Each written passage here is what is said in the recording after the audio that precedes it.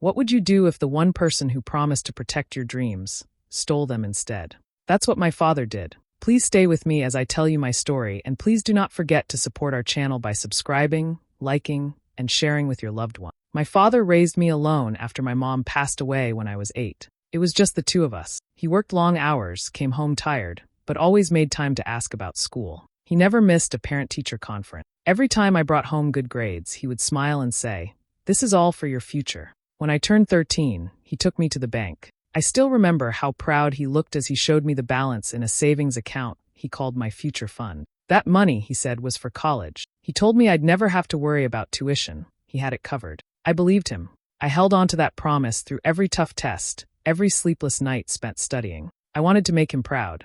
I wanted to make his sacrifices worth it. In high school, I said no to parties, skipped vacations, and gave up weekends to volunteer, build my resume, and focus on grades. My dream was to go to a specific university, one I had worked towards since middle school. Every decision I made was to increase my chances of getting in. I even memorized the names of their professors. And when the acceptance letter finally arrived in the mail, it was like my heart exploded with joy. I held the envelope in my hands and cried before I even opened it. When I read the words, "Congratulations, you've been admitted," I ran to my dad, holding the letter like it was made of gold. He smiled and hugged me, told me he was proud, said we'd talk about the next steps soon. But looking back, something felt off. His eyes didn't light up the way I expected. He hugged me, but it was quick. He didn't say anything about the money. I brushed it off. Maybe he was just overwhelmed. Maybe he was already planning how to send the payment. I didn't want to ruin the moment by asking too many questions, so I let it go.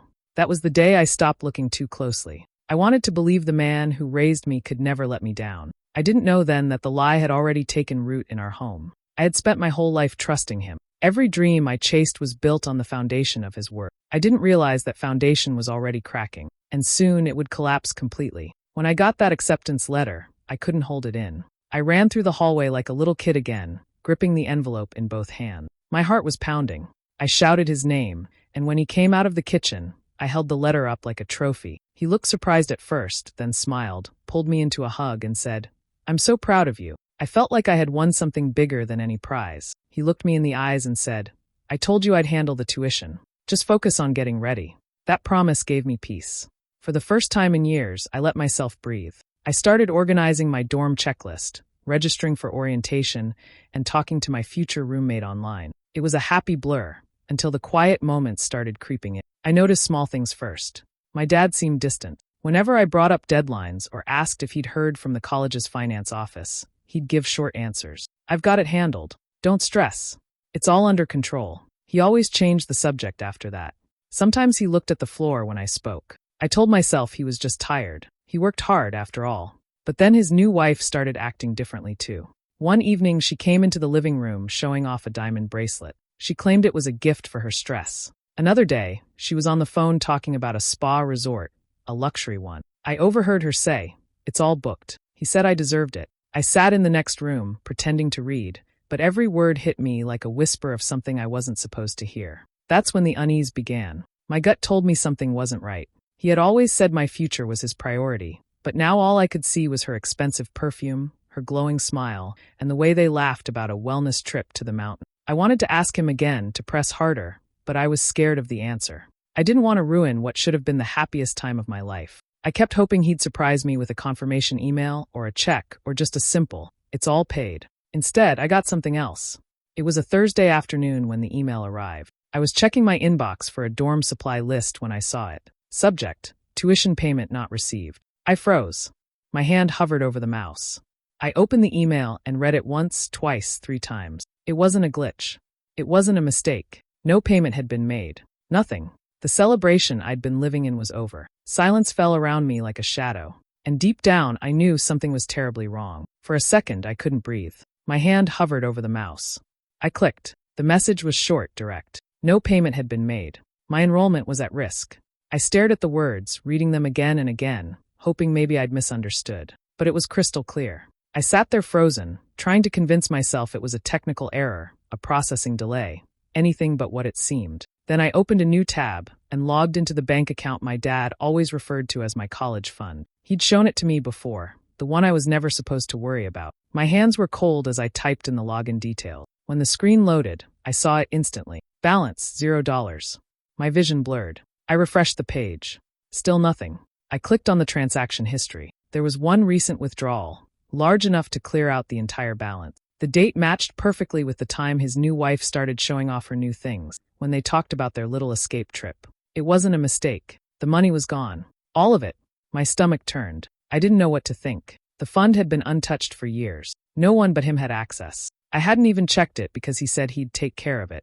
And now it was empty. I sat back slowly, staring at the screen like it might change if I looked hard enough. But it didn't. I couldn't even cry. I felt a cold wave wash over me, like something inside me had been pulled out and crushed. My chest tightened with something worse than anger, betrayal. Everything I had counted on, worked for, planned around, gone in a click. He didn't tell me. He didn't ask. He just took it. And at that moment, I knew this wasn't some mistake or forgotten deadline. This was a choice.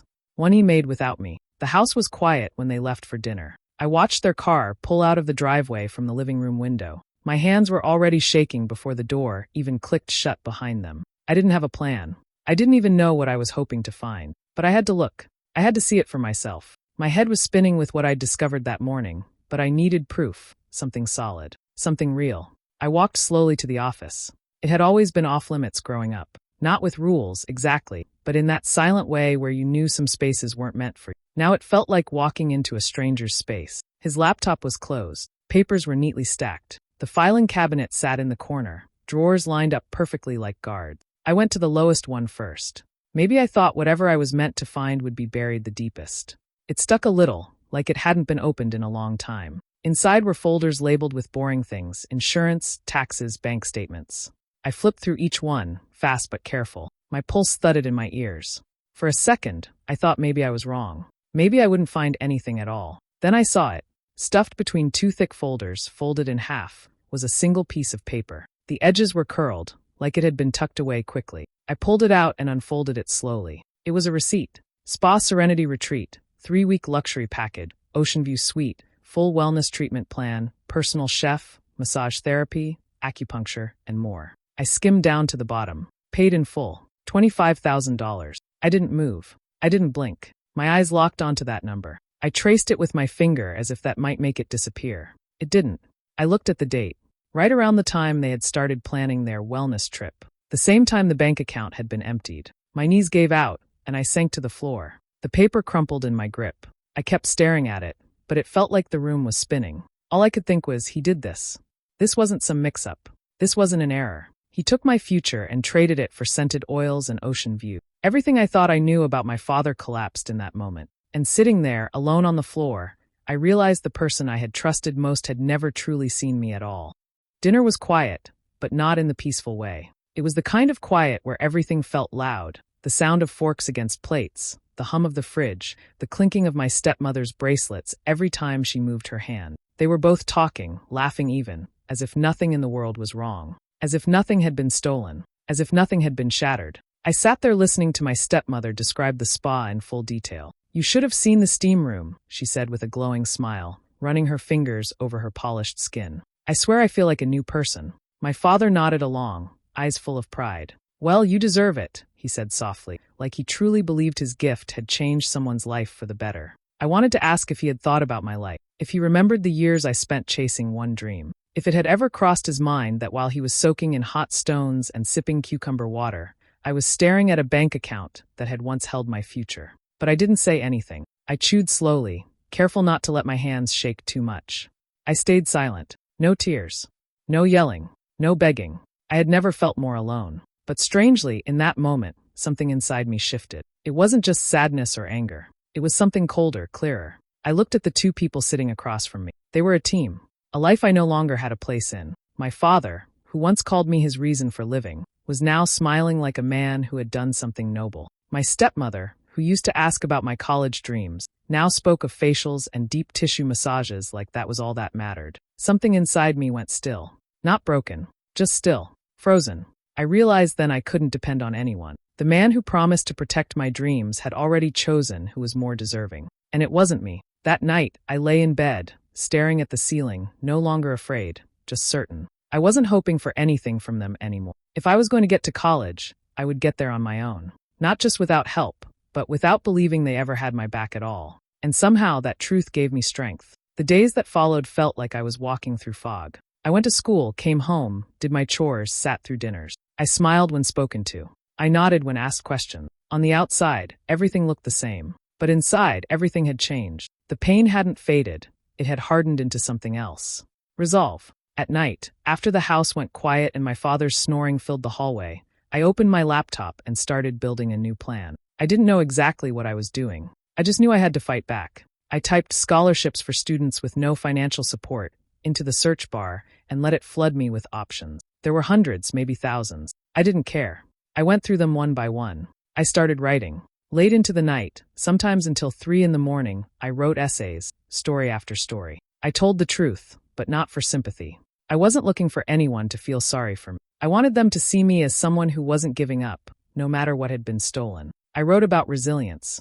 I wrote about betrayal, but I never named names. I kept it focused on what mattered. I had a dream. It had been taken from me, and I was going to get it back on my own. I applied for everything: need-based aid, merit scholarships, emergency grants, anything I could find. Every time I hit submit, I felt like I was clawing my way out of something. Some responses came fast, rejections mostly. Others never came at all. Each one stung, but I didn't stop. If anything, they made me work harder. I looked deeper, searched longer, found smaller programs buried in forgotten corners of the internet. The ones no one else bothered with. The ones that asked real questions. I didn't tell a soul what I was doing. Not my friends, not my father, not anyone. My silence became my shield. If no one knew, no one could interfere. And if I failed, it would be my failure, not theirs to mock. I barely slept. I was exhausted, but it didn't matter. I had no room for rest.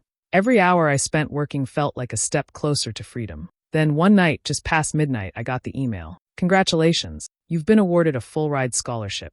I stared at the words. I read them over and over again. My entire body froze. It was real. I had done it. And for the first time in weeks, I felt something powerful return. Hope. Quiet. Certain. Mine. It was just after midnight. I had refreshed my inbox out of habit, expecting nothing, really, maybe another rejection or worse, silence. But there it was, bold and unread. The subject line was simple: congratulations. My heart skipped. I clicked it fast, almost scared the screen would vanish before my eyes. I read the first line. Congratulations. You've been awarded a full scholarship.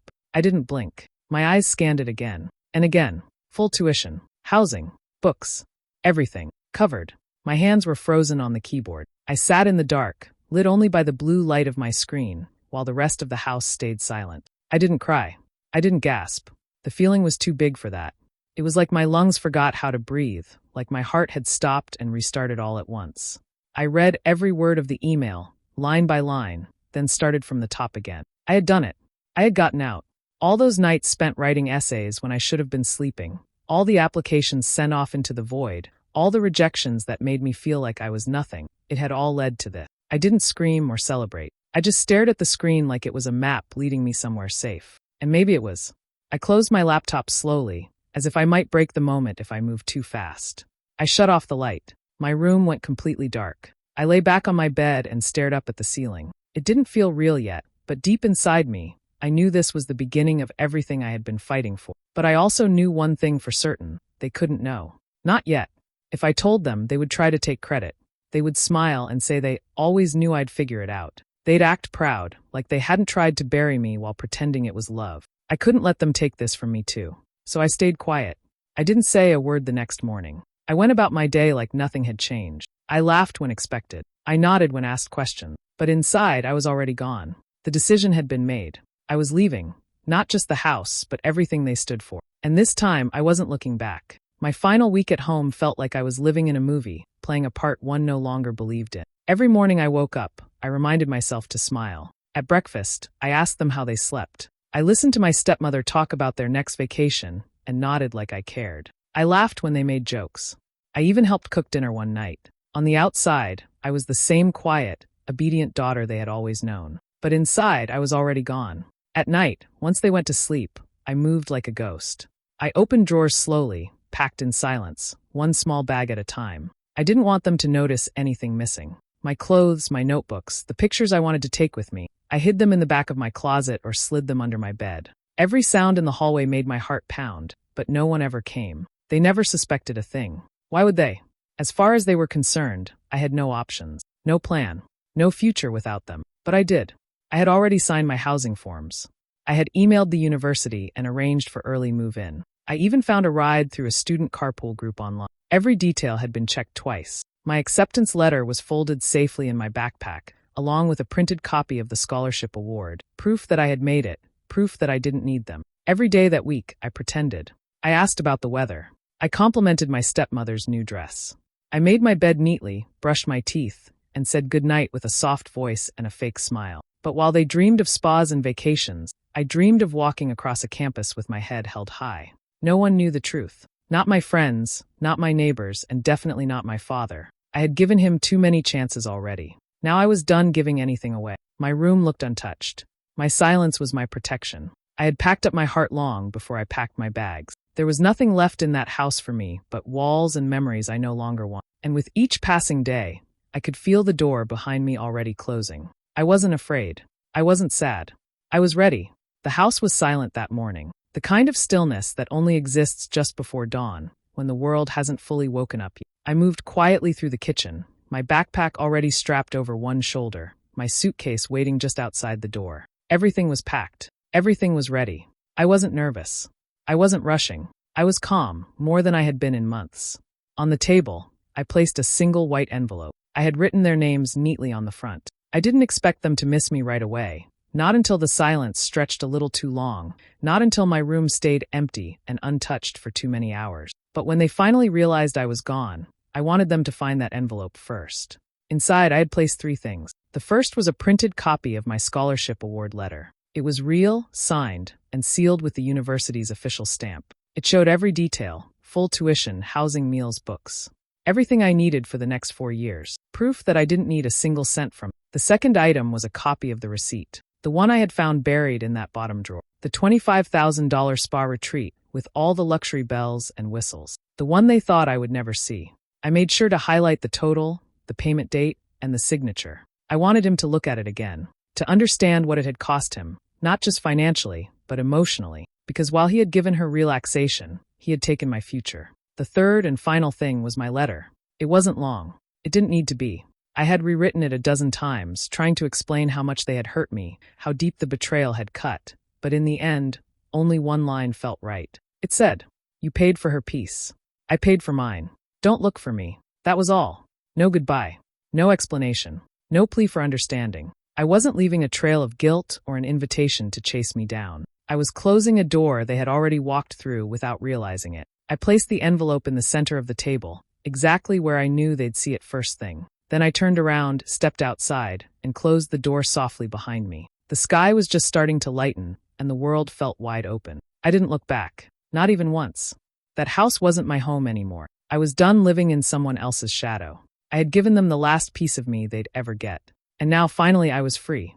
I arrived on campus with no one by my side. No hugs, no goodbye waves, no one helping me carry my bags. Just me. And honestly, that was enough. I walked past groups of families saying their goodbyes, taking pictures, holding each other tight. I didn't stop to watch. I had nothing to compare it to. What I felt was something better than all that. I felt free. My dorm room was small and plain, but the moment I stepped inside, it felt like mine. I didn't hear anyone's voice but my own. I didn't have to pretend to be okay. I dropped my bags by the bed, looked around, and felt a quiet calm settle in. I unpacked slowly, not because I was tired, but because I wanted to remember this. Every folded shirt, every book, every small item I brought with me. This was the start of something new. I reached into my bag and pulled out my scholarship letter. The one that changed everything. I pinned it above my bed. Not to show off, just to remind myself that I earned my place here. No one handed it to me. I fought for it when no one believed I could. Not even him. I didn't think about my father as I sat there. Not his voice, not his face, not the moment he broke everything. He was behind me now. I didn't check my phone. I didn't feel the need to explain where I went. He had made his choice. I had made mine. I wasn't angry. I wasn't sad. I just knew I was done. And for the first time in a long time, I knew I was exactly where I was supposed to be.